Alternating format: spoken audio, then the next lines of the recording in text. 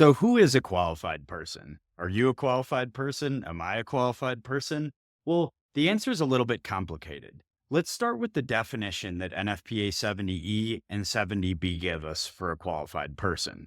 They define qualified person as one who has demonstrated skills and knowledge related to the construction and operation of electrical equipment and installation, and has received safety training to identify hazards and reduce the associated risk.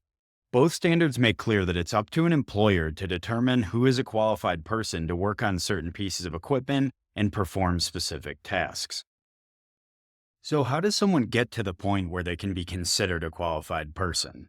Well, NFPA 70E and 70B include this important exemption that creates space for technicians that are undergoing supervised on the job training to be considered qualified persons.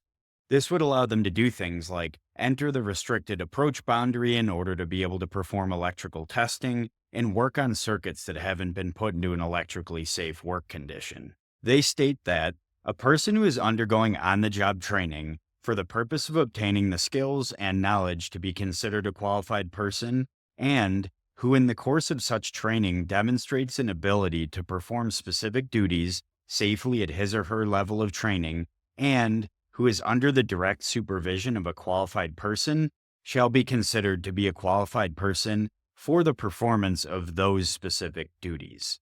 Let's unpack that a little bit.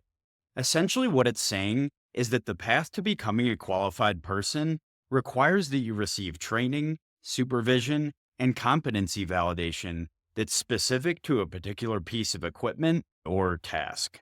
And that ultimately, the qualified person who's providing the supervision will determine when a person can be considered a qualified person.